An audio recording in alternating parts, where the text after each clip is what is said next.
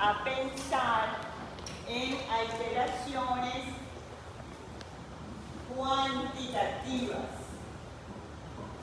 Otro tipo de alteraciones que no tenían que ver con la estructura de la proteína, ¿verdad?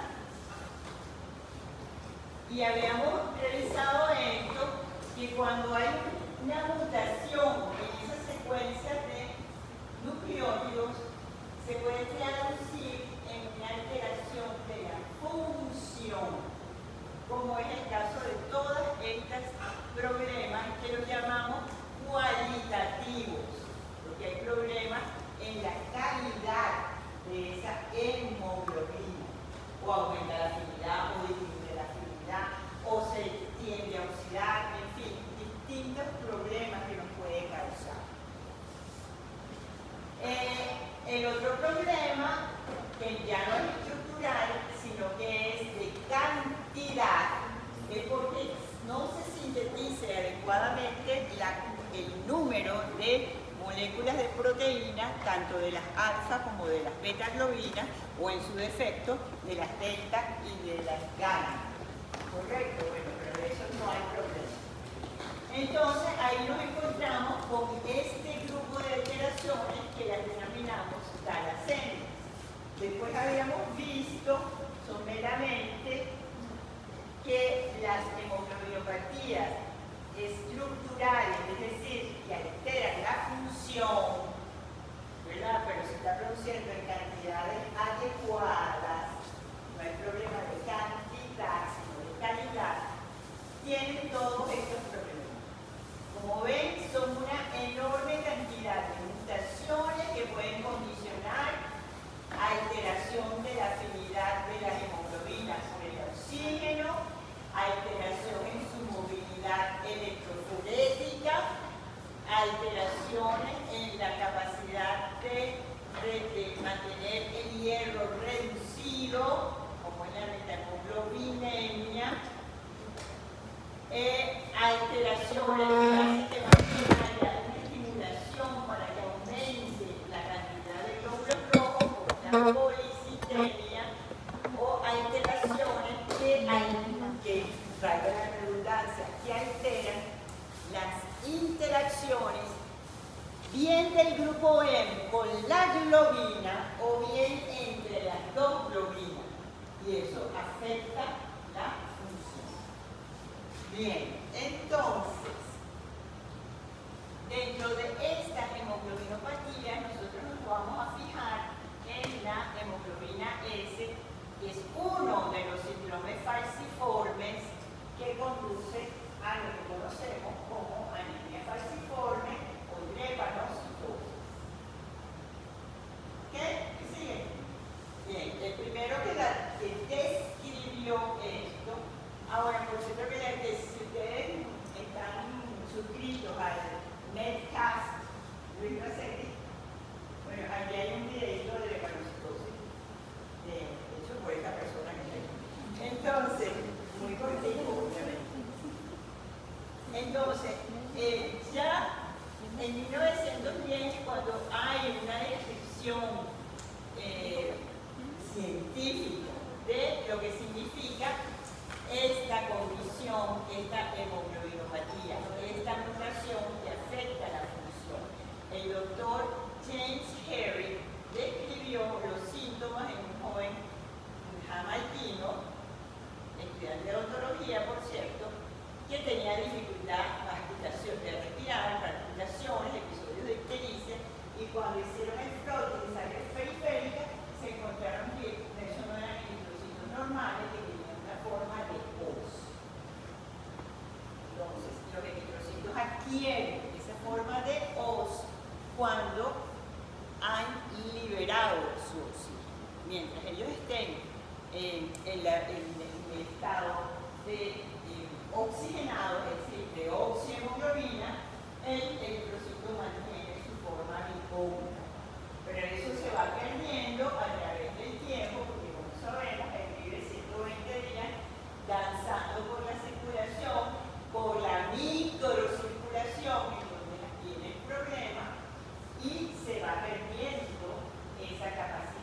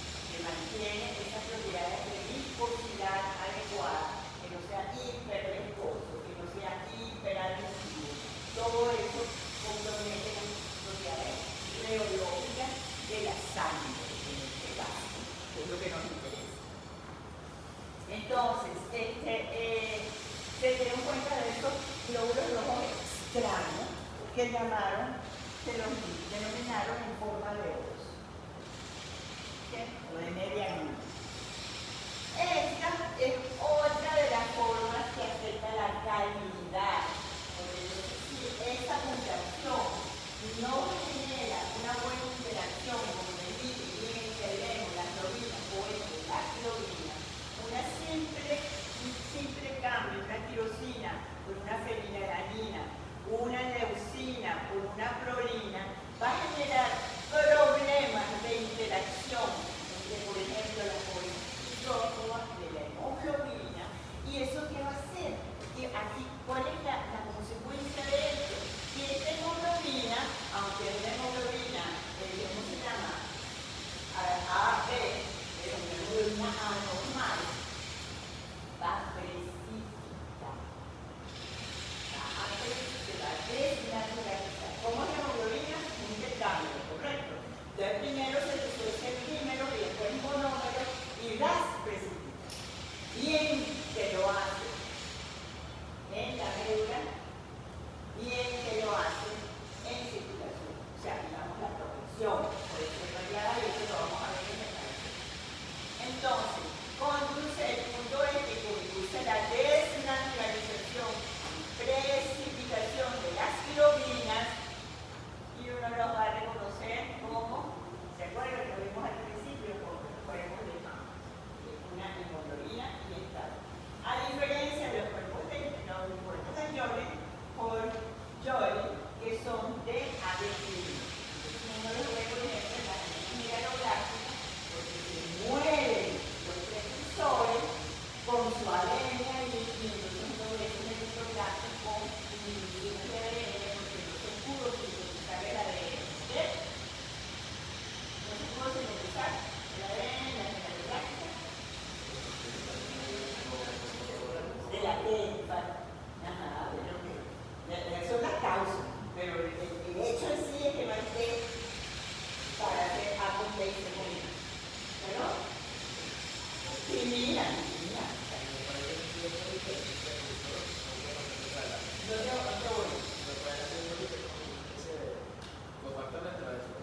Claro, el ácido fólico lo que va a hacer es justamente darle el estilo al uracilo para que se convierta en timina. La diferencia entre uracilo y timina es un glucosamina. Y por eso la síntesis de proteína no tiene problema, porque no usa T, usa U.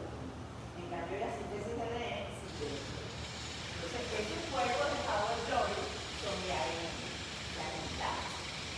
Pero no es que no lo vayamos a ver aquí, porque bueno, hay toda una relación. Lo que prevalece es la precipitación de la globina. Y eso puede venir acompañado de episodios febriles o puede ser también desencadenado, porque dijimos que eran hemoglobinas inestables, desencadenados por medicamentos como la azul, que generan un estado de oxidación, que ya la hemoglobina no se puede mantener en su estado, como debe ser. Y hay secuestro espléndido. Ok, entonces, en la mutación, que también es calidad de la hemoglobina, pero que conduce a lo que habíamos mencionado, el eritrocito en forma de OS, en el estado de deoxi, lo llamamos hepatocitosis o hemoglobina S. Y como ya vimos, fue escrita por este caballero en 1910. Pero antes de eso, cuando le hacían autopsia a los esclavos negros en Estados Unidos, que también había los esclavos, los han sido esclavos los egipcios.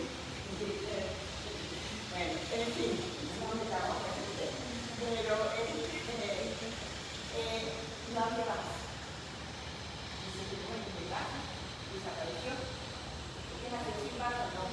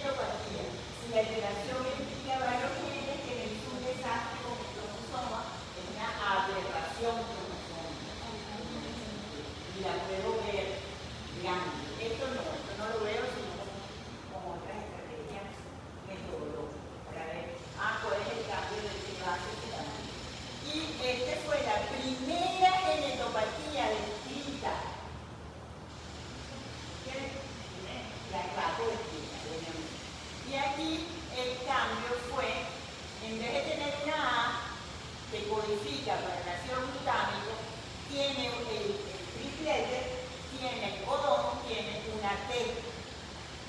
Y GTG codifica para valine, mientras que GAG codifica para glutámico en la posición 6 de la beta-globina. Esa es la hemoglobina S.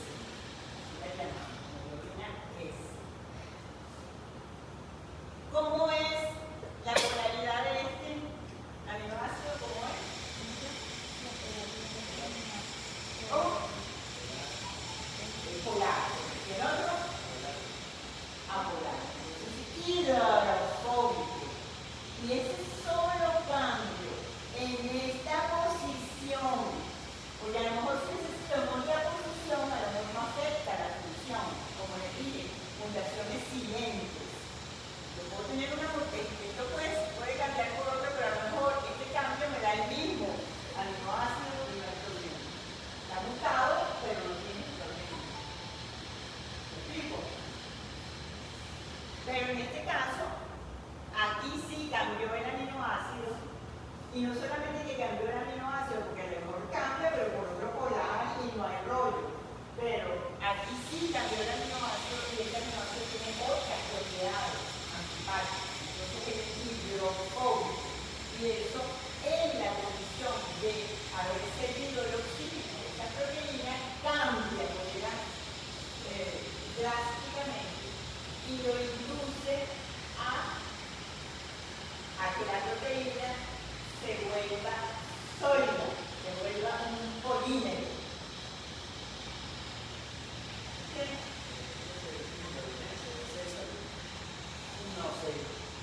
O hay una garrafa por la base, no sé por qué viene ese, pero lo voy a buscar. ¿Tú sabes por qué se llama ese? No. Pero ahora le pusieron C y a otra R, o sea, no sé por qué le pusieron S. Pero en todo caso, lo que está ocurriendo es justo ahora. Esa condición es hereditaria. Y aquí yo quiero también preguntarle, ¿es lo mismo hereditario que congénito?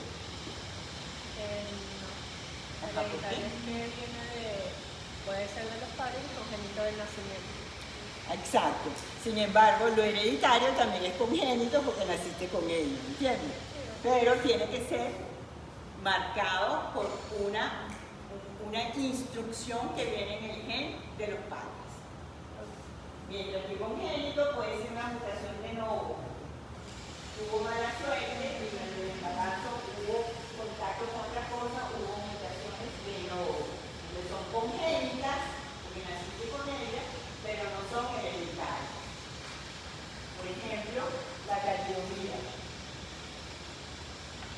Bueno, ¿saben lo que es la talidomida? La talidomida fue un medicamento que se usó en los años 60, finales de los 50, 60, que en Venezuela no entró gracias al Ministerio de Sanidad porque no había pruebas suficientes. Y resulta que en la primera parte del embarazo es mutagénico.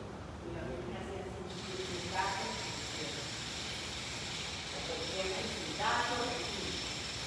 sin datos, fue una catástrofe. Ahora se está usando talidomida, pero como dos fines, inclusive para el cáncer.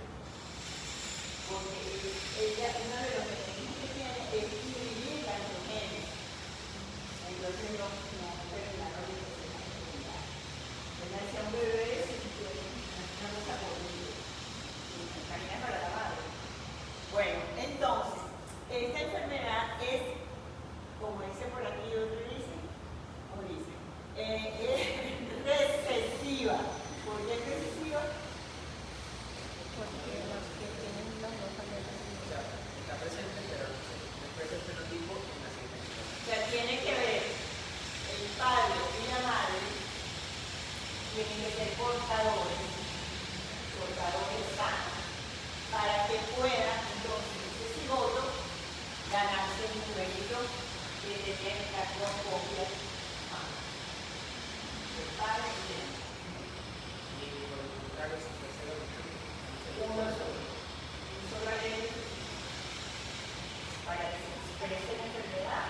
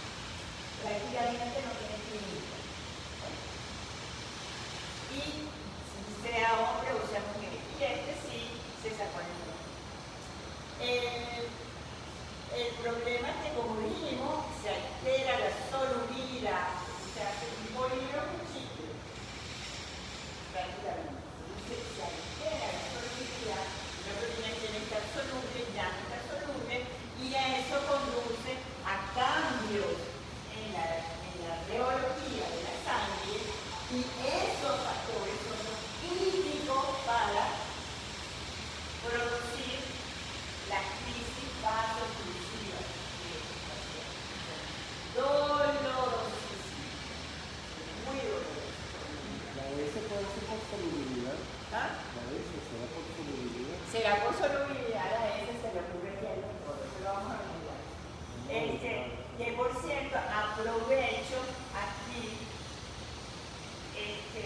de comentarles que nosotros en la sección de microbiología, como la tenemos muy activa, el doctor hizo varios, tiene un trabajo bien fructífero sobre completos cítricos del hospital suplementados con omega 3 y la deformabilidad y las propiedades geológicas del eritrocito mejoraron enormemente.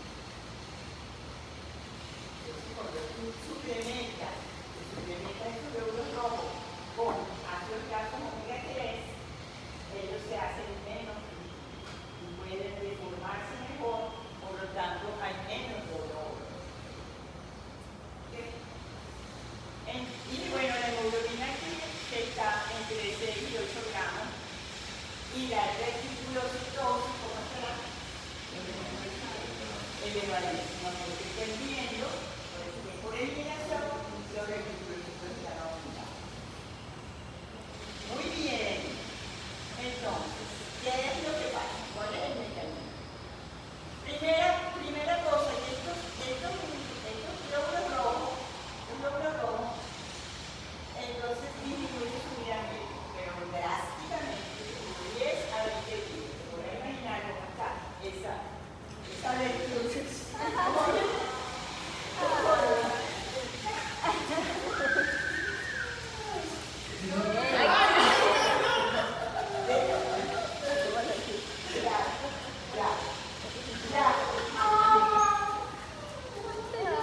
Entonces se podrán imaginar cómo está el estímulo hipóxico para decir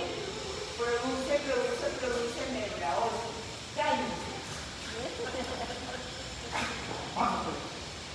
Al único que le hace caso es a él.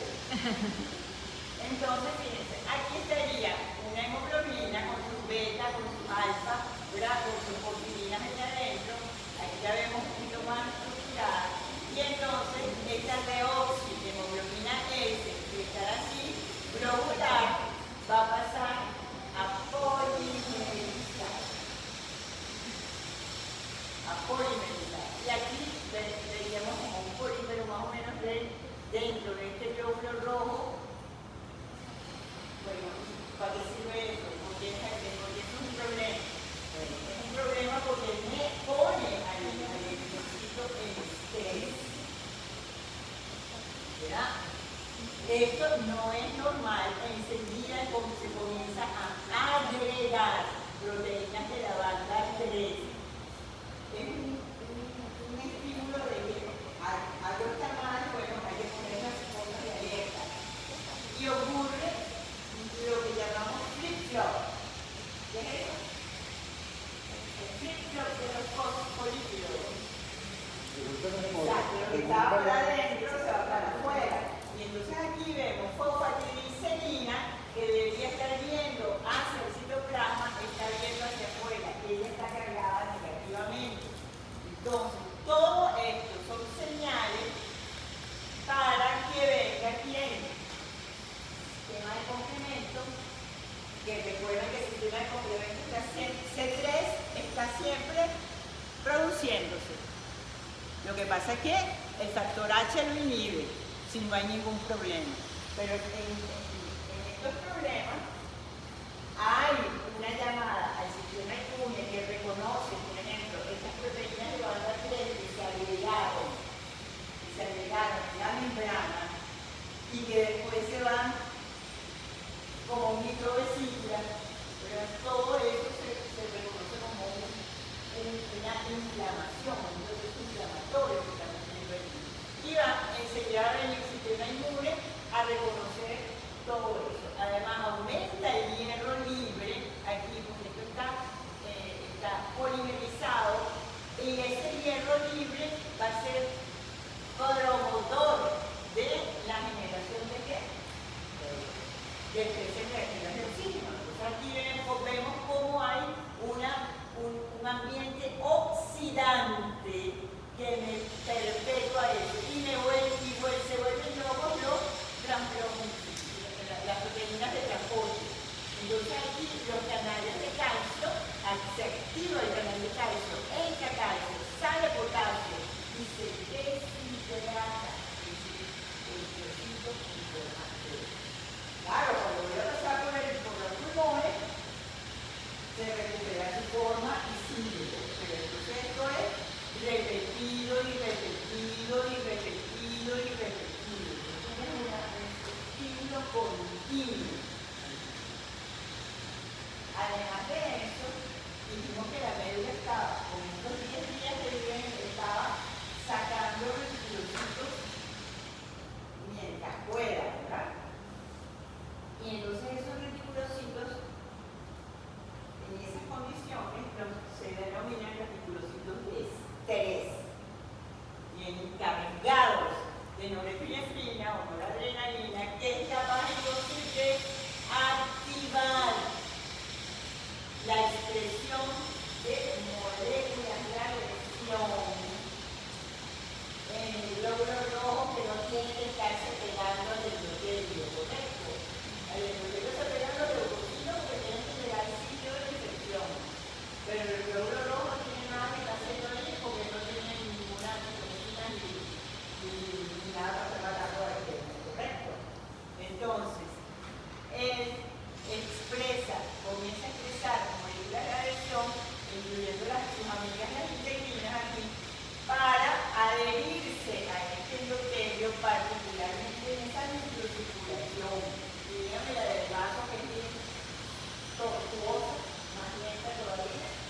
Entonces, esto crea hipoxia local. Entonces, no es que el glóbulo rojo en forma de ojo tiene bulla el endotelio y por eso tiene la vasopresión, ¿no? Se dice y probablemente lo van a ver aquí.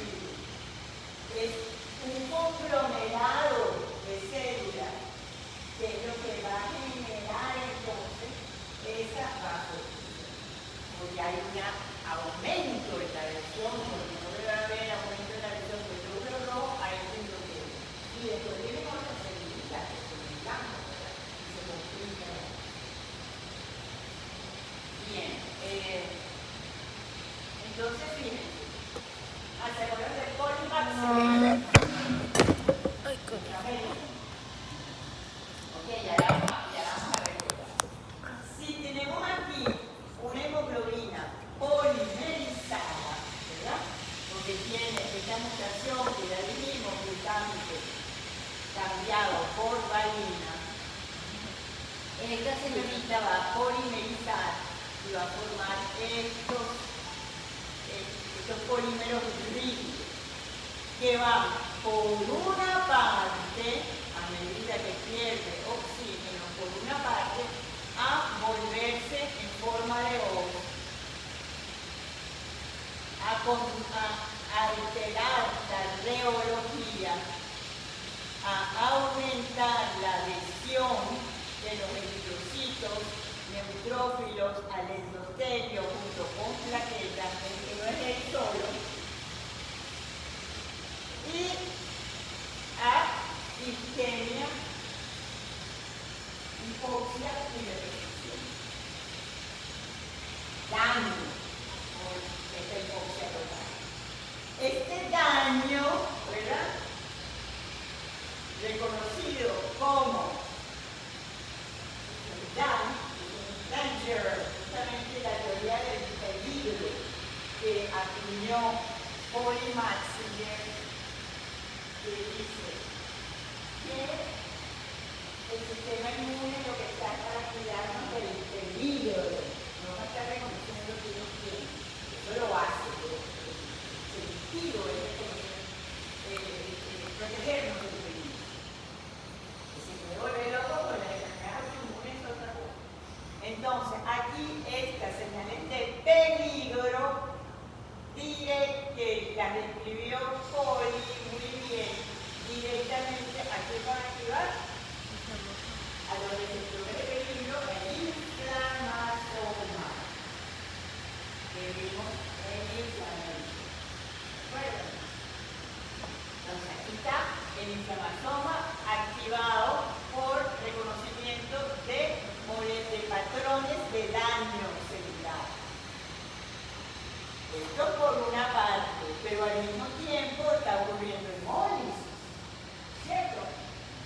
Entonces, está ocurriendo hemólisis que van a alterar la función del endotelio. Esa hemoglobina libre va a convertirse en metahemoglobina y después en eritroma. Y se va a activar entonces la posibilidad de generar especies reactivas de oxígeno. Además, es por el hierro, pero el LEM también, todo el capítulo, protoporfirina más hierro, también es capaz de activar el inflammasoma al ser reconocido por toll-like receptors, por ejemplo, y al inducir aún más la producción de especies reactivas de oxígeno y estos NETs que serían estos, que es el conglomerado, una malla que forma entre células blancas, plaquetas, eritrocitos y esta condición de especies. Bien, la vida, como el agua, bien. Muy bien, entonces aquí ya dijimos que polimeriza, ya sabemos cuál es la mutación, la hemoglobina A es reemplazada por S hasta en un 40% de la hemoglobina total. Ya sabemos a quién sustituyó, cuál es el codón que se está leyendo, esta T por esta A, y también hay que recordar, porque un señor parvovirus puede ser un factor precipitante de la crisis aguda hasta en un 25% de los casos. Ya sabemos que la deoxi forma esos polímeros o lactoides, que la polimerización es reversible hasta cierto punto y que va a haber agregación de la molécula de la banda 3 eritrocitaria, que es señal para activación y reconocimiento por anticuerpos. Aumenta la adhesión al endotelio, lo que conduce vasopresión microvascular, hemólisis extravascular y también hay poco de hemólisis intravascular. Alright.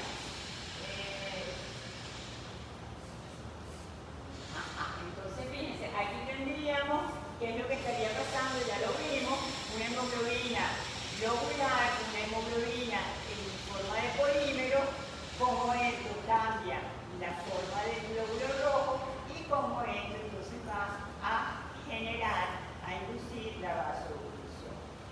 Ya revisamos entonces. Dijimos que el eritrocito comienza a expresar moléculas que son reconocidas por el endotelio y se establecen entonces las mecanismos de adhesión.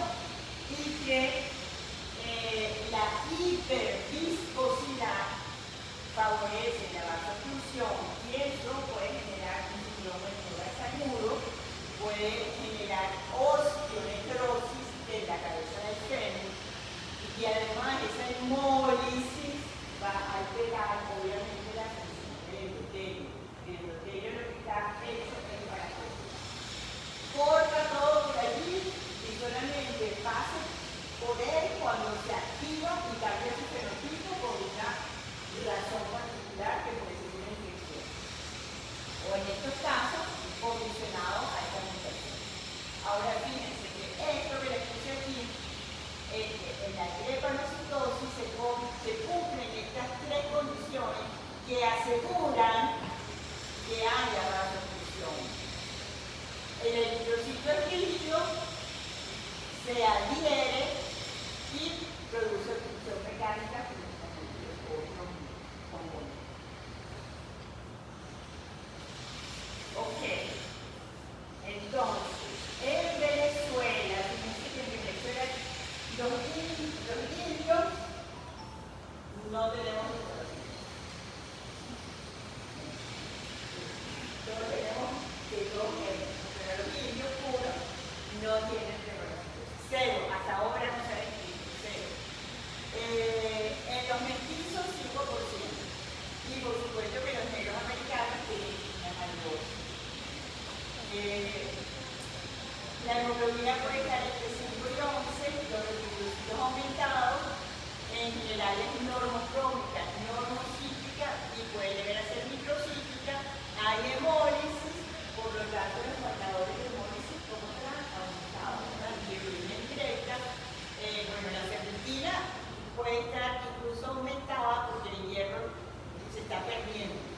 la médula ósea está hiperplástica porque está generando y está estimulando la maduración de esos precursores.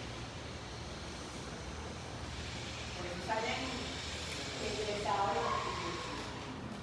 Entonces, aquí tienen otro tablita ahí para que la tengan de tip. La eritropoyesis es ineficaz. De nuevo, ¿qué es lo que significa eso? La eritropoyesis ineficaz. No hay una buena producción de glóbulos rojos.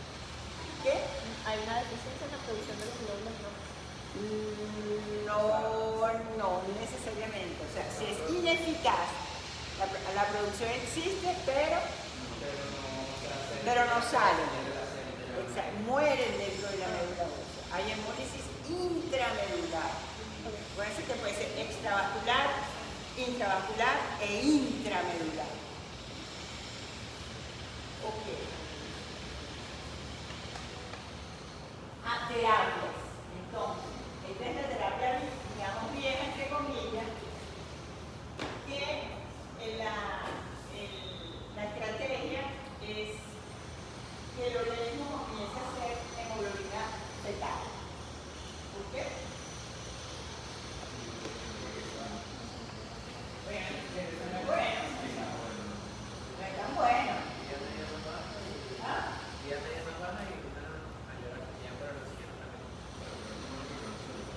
Bueno, ¿cuáles son las globinas de la hemoglobina fetal? No hay beta. No hay beta, no tengo problema. La beta es la que tiene la mutación. La beta tiene la mutación en la posición 6, donde tiene el glutamato y la valina. Entonces, dijimos, bueno, vamos a, no importa que tenga mayor afinidad, pero no va a polimerizar. Entonces, le das en médula ósea, esto es antes de la terapia y esto es después de la terapia, donde aumenta la producción de hemoglobina S. Se le da hidroximuria al paciente. Y a medida que va pasando, entonces fíjense aquí, antes de la terapia, después de la terapia, no es que elimina la glucosa, como les dije, está sintetizando hasta el 25% de hemoglobina S, en total. Pero aquí estoy sustituyendo y logro bajar, si yo estimulo entonces la producción de hemoglobina fetal, logro bajar la S, proporcionalmente tengo menos granulocitos y tengo menos adherencia, por lo tanto voy a tener menos bajo. ¿Estamos claros? Sí. ¿Por qué hay algunos? Bueno, no se te queda peleado de lo que pasa por aquí.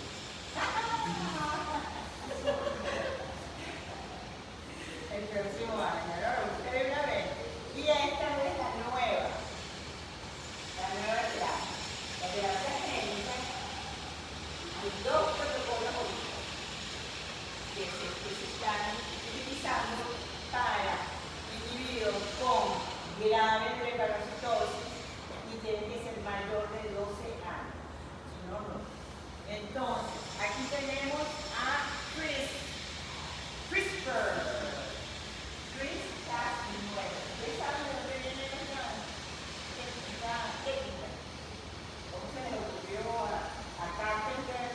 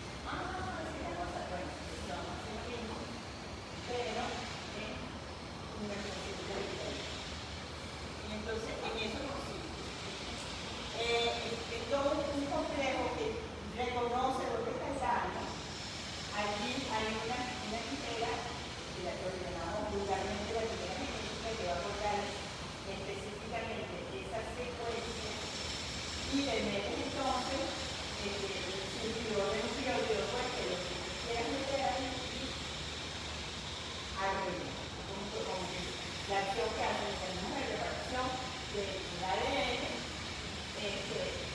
pero aquí está sustituyendo, ¿verdad? Es como una mutación dividida. ¿Sí?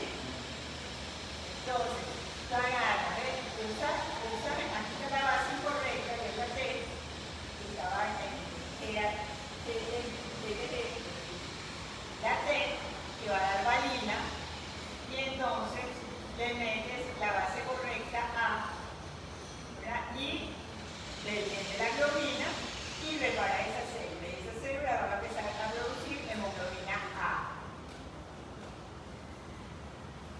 Otro de los protocolos, un protocolo que se llama, no me acuerdo, pero el otro año lo tengo.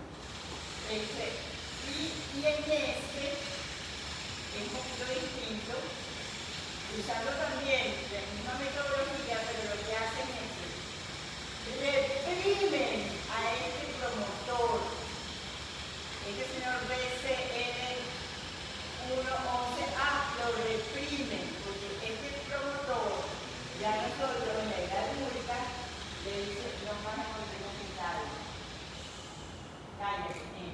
Entonces, lo que hacen es que lo deletean y ya él no puede inhibir la síntesis de hemoglobina C.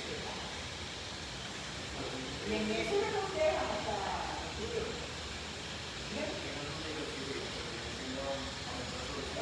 exacto, pero ya no tiene camino. Entonces aquí está la terapia genética que está aprobada con el dije con la mayoría de los 12 años que tiene crisis vasoconstrictiva retrogresiva. Casgevy es la que le mete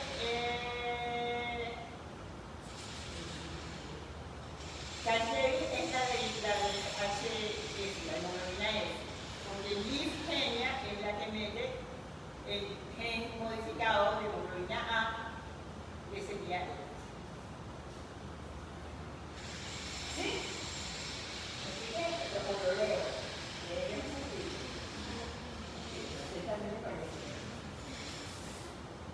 All right. Muy bien. Salimos de la calidad y ahora nos vamos a la cantidad. En la cantidad tenemos la talasemia. ¿Por qué se llama tala? Tala significa mar. Y las primeras descripciones tienen todo el Mediterráneo, norte de la costa de África, que hay muchas talasemia. Ok, y característica de ellas es que es muy elevada la reproducción. Muy bien. Entonces, fíjense, aquí está el ocelácea, ustedes la conocen.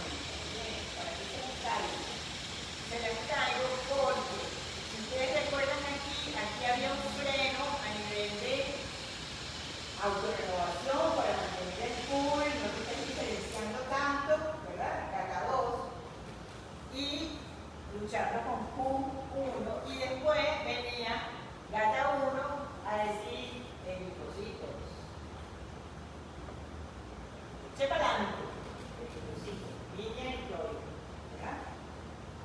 Y aquí también juega Q un papel interesante que decir que cuando hay trastornos acá, se estimula la línea mieloidea. Ok, por eso lo vemos en la anemia pura roja, ¿se acuerdan? Y tenían las plaquitas aumentadas, el también. Bueno, entonces aquí, este máster, factor de transcripción, máster de la diferenciación acá. Resulta que en beta-talasemia, en el síndrome de Diamond-Blackfan que acabo de mencionar, la anemia pura roja, anemia diselectroproyética congénita y en la fibrosis, GATA1 está disminuido.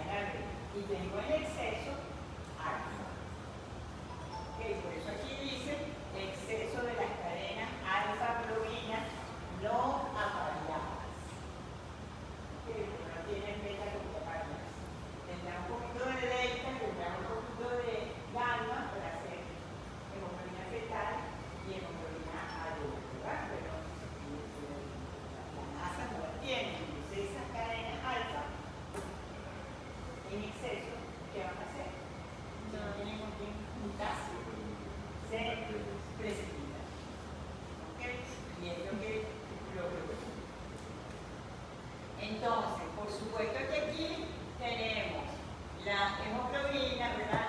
Aquí están los cuatro genes hay para alfa. Cuatro que están aquí, ¿verdad?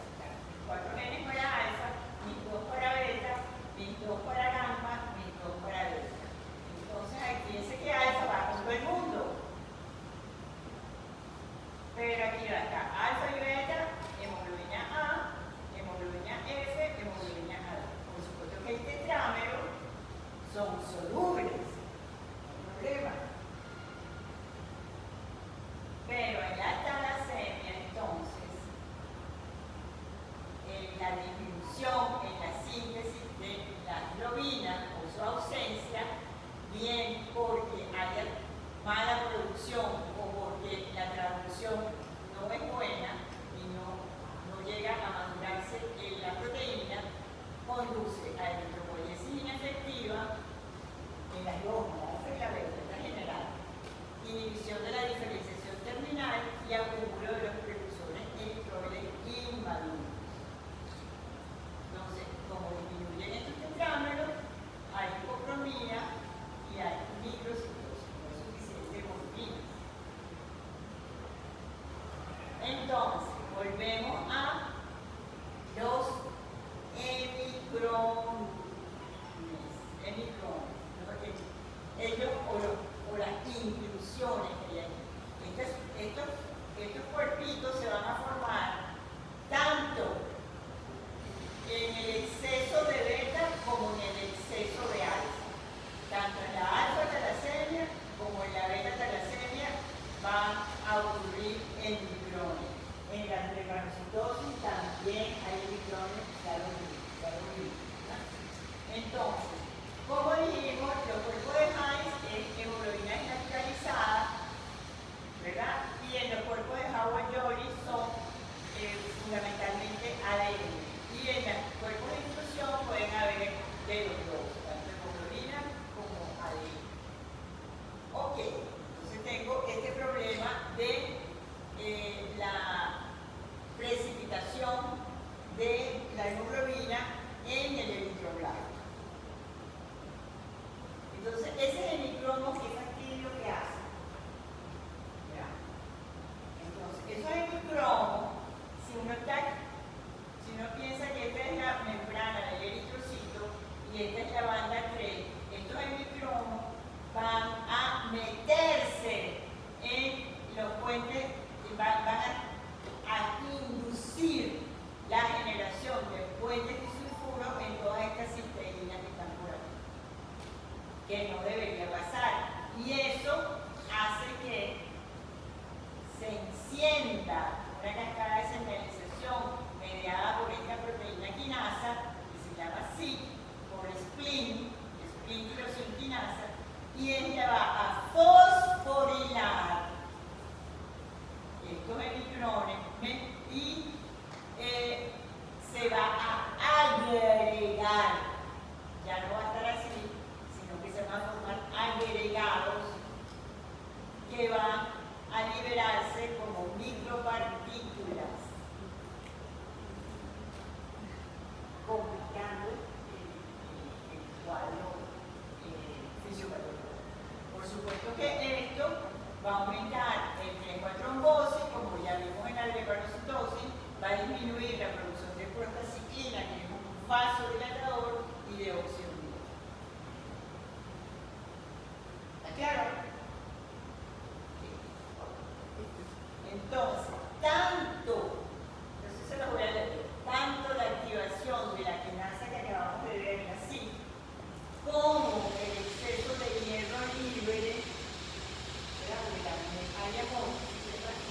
ese hierro que además no pudo unirse a la proteína, había todo un problema de ensamblaje de la proteína,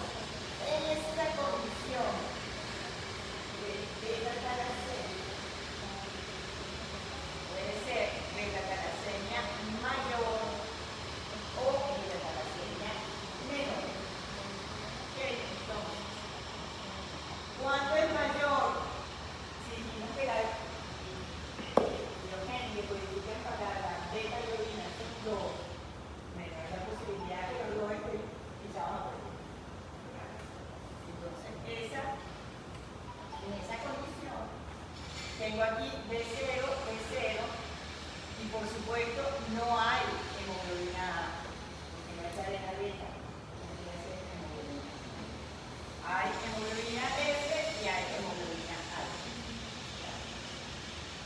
Este médico describió la talasemia mayor en 1925 en varios niños de ascendencia griega e italiana. No fue en Chicago, fue en Nueva York. Con una constelación de hallazgos de anemia severa, alargamiento de los huesos, del vaso, del hígado y deformidades óseas, cráneo y intestino. Entonces, en esta condición no hay beta, hay mucho de alfa, y este mucho de alfa precipita, forma los hemicromos que son tóxicos al eritroblasto. Y aquí hay una gran eritropoiesis inefectiva dentro de la media ósea. Entonces, hay aumento, por supuesto, de esto. Se han descrito al menos hasta 200 mutaciones de la globina que implican o de lesión, o alteración de la transcripción, o procesamiento del precursor, o la traducción falla, o el metabolismo post-traduccional del polipéptido también puede ser. Por supuesto que tanto la hemoglobina, el hematocito, el volumen corpuscular medio, ¿sabes qué es, no? El volumen corpuscular medio.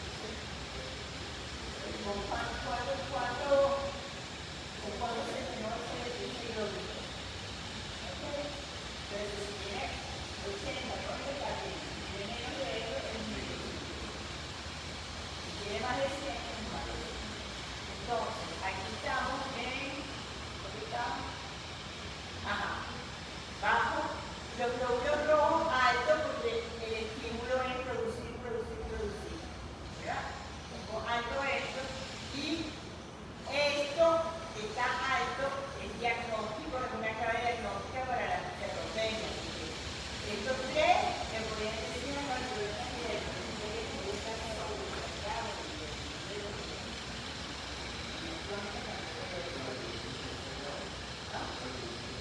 la previrulosidad es tan elevada,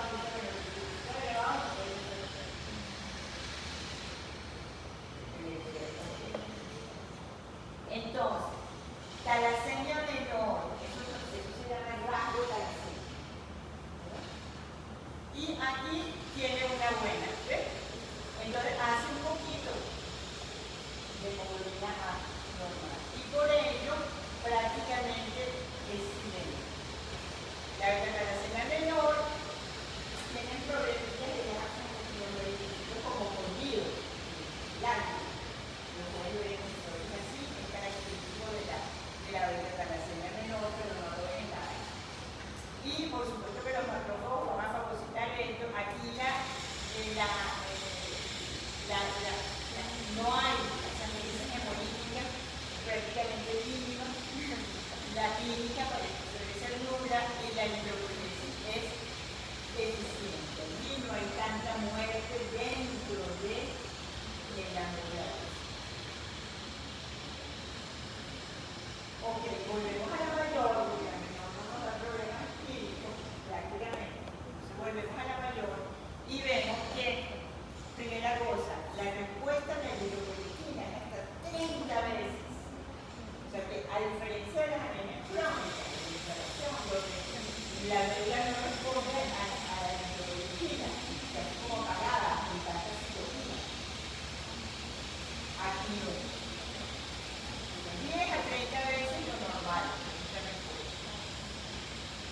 La beta-talasemia mayor afecta sobre todo la maduración eritrólica y la función epiléptica. O sea, no terminan de madurar porque son muy tóxicos los eritrones de las animales.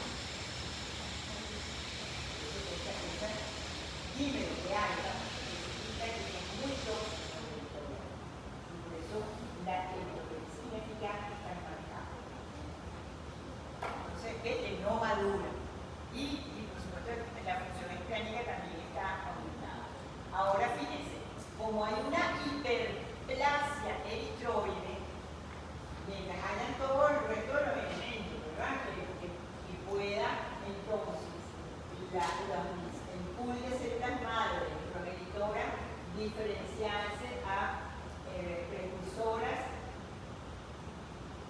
y así hasta el trocito.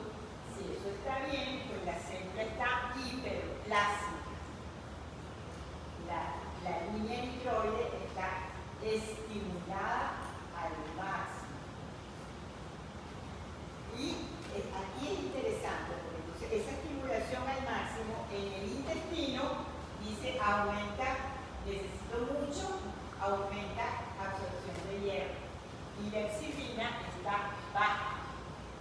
Y la absorción de hierro aumentada. Y eso no es bueno, porque ellos tienen mucho hierro. ¿Sí? Lo complicado de la situación. Porque los mecanismos regulatorios normales para controlar la absorción de hierro vienen dados por la necesidad que tenga la médula de hierro para electropoiesis y aumentar la capacidad intestinal de absorción de ese metal. Entonces aquí la médula está hiperplásica porque se le está muriendo, ¿verdad?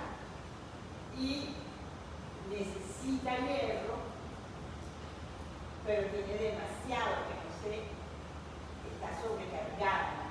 Entonces los mecanismos de regulación normal lo que hacen es echar vaina, complicar la situación. Entonces a ella se la queda de transfusión. Entonces a ellos hay que ordenarle quedando de hierro. Porque si no se daña el otro, entonces, yo les había mencionado la eritroferrona, ¿la recuerdan? Vamos a ver otra vez. La eritroferrona es una proteína que se está sintetizando en médula ósea que viaja al hígado y le dice no sintetice el para que el intestino pueda absorber hierro. Entonces, como esto es hiperplástico, por supuesto que el eritroferrona está diciendo no quiero hierro para mantener mi eritropoiesis. Pero esto se me está complicando la vida. Aquí fíjense que también tengo infusiones de ADN, porque la maduración está afectada. Entonces ella no logra terminar de su maduración porque se muere antes. Y por supuesto va a tener ADN, esos cuerpos de infusión. Y aquí hay no solamente otro tipo de microbios, sino también van a haber cuerpos de jabón. Y va a haber una sobrecarga de hierro, se estimula la médula ósea para que expanda su capacidad eritropoyética, se estimula y por eso vienen las deformidades. Y hay deposición de hierro en órganos endocrinos y hierro del corazón.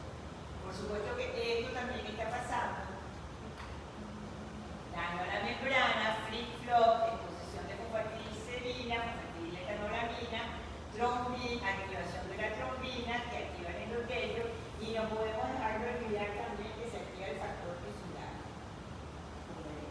Lo habíamos visto en la clase de hemostasia. Disminuye la proteína C y la proteína S porque falla la trombomodulina y se expone el cáncer. ¿Qué hace la trombomodulina? ¿Se acuerdan? Es un receptor que canta trombina y entonces no deja que el fibrinógeno pase a fibrina. Controla la coagulación. Y la proteína C y S también participan en este proceso. Y están ancladas en el endotelio. El endotelio produce un poquito de S, ellas son hepáticas. Ok, entonces, aquí está la eritroferrona. La eritroferrona que se secreta desde los eritroblastos, como les dije, en médula ósea, llega al hígado, penetra, aquí está la eritroferrona saliendo para los sinusoides, para el espacio del bíceps. La eritroferrona es esta que está aquí. Ella se va a unir a su receptor, ¿verdad? Pero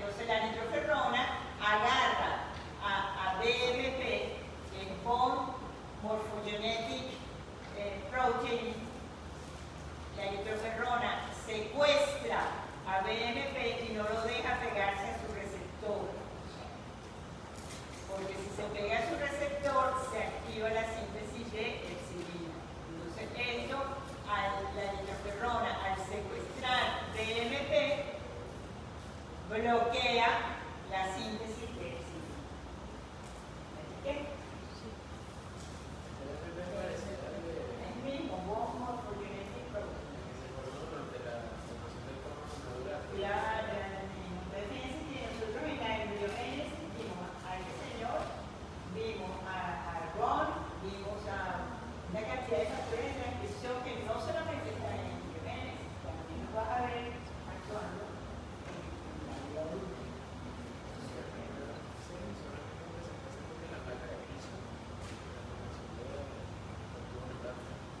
Eso uno puede decir, en función de dónde esté actuando, puede ser una acción completamente distinta. En función de en qué tipo celular está actuando. Es una mirada de acción.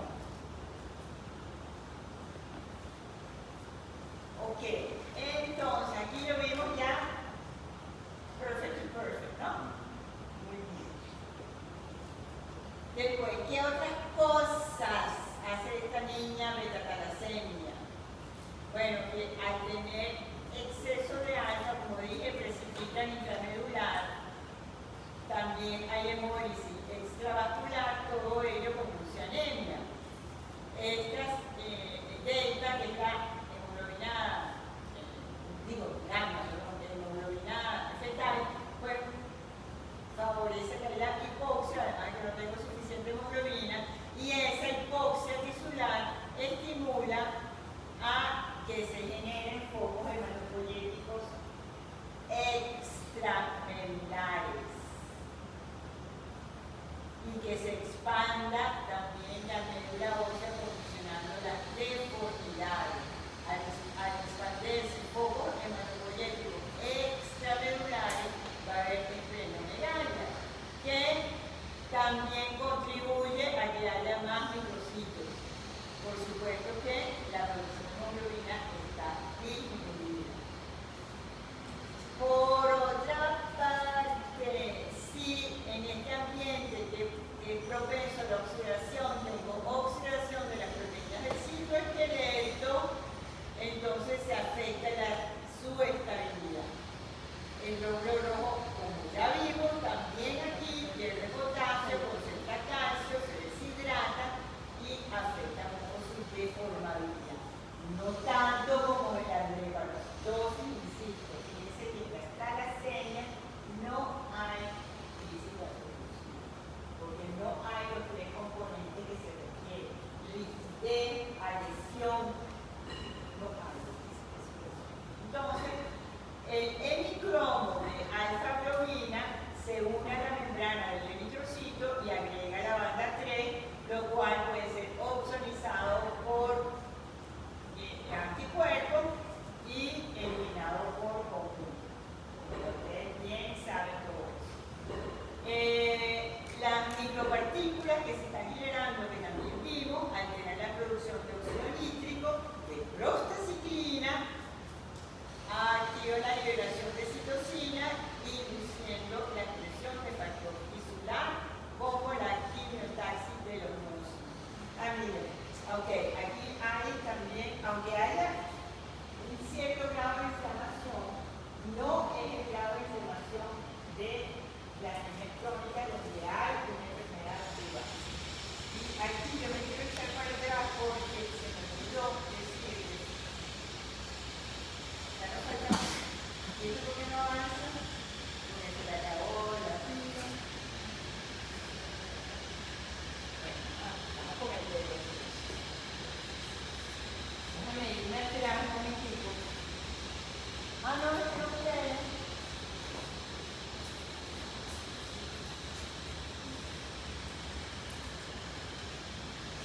Yo dependo mucho de ti. Ahora sí, se me está súper bien que te a ver. Ok. Déjame ir arriba un poquito donde está la drepanocytosis. Porque aquí, aquí no les leí. ¿Qué dice aquí? Inflamación estérica. Y tengo alteración del inflamastoma, como yo les dije, porque está desde ácido úrico, que es una infección. señales de peligro. Y eso se llama inflamación estéril, o citopenia y todo lo que tú quieras, pero no hay patrón. ¿Ok? Significa de que si nos presenta una hepatocitosis, la inflamación no va a tener infiltrados depositarios. No, pero no estamos diciendo eso, que no haya gente patógeno, sino que la inflamación se está dando en un ambiente estéril. Los leucocitos no son patógenos, los leucocitos vienen activados por la situación de inflamación, pero que no va a haber bueno, puede fagocitar a los genitales de ácido úrico, pero fagocitar al estrito celular, pero no hay un patógeno, no hay un virus, no hay un... De alguna manera, entonces, una inflamación mediada por GAMS es estéril y una mediada por PAMS es estéril.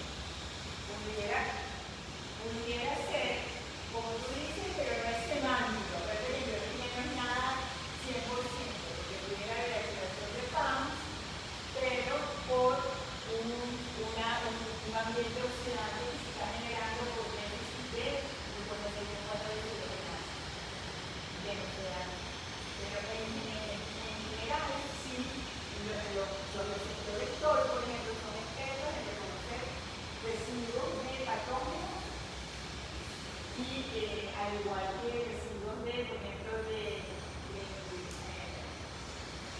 ADN, de doble cadena viral o ARN viral. Entonces, el punto aquí fundamental es que el daño celular activa al metabasoma porque está reconociendo un patrón de daño. Claro. Sí. Ok. Entonces, sigamos con... Ajá. No, ya vamos a terminar. ¿Qué hora es? No. Ah, bueno, ya va, déjame ver. Bueno, no importa. Seguimos mañana. Porque aquí, sí, porque quiero pasearme por la tabla comparativa. En clase se pone un episodio de la regulacha de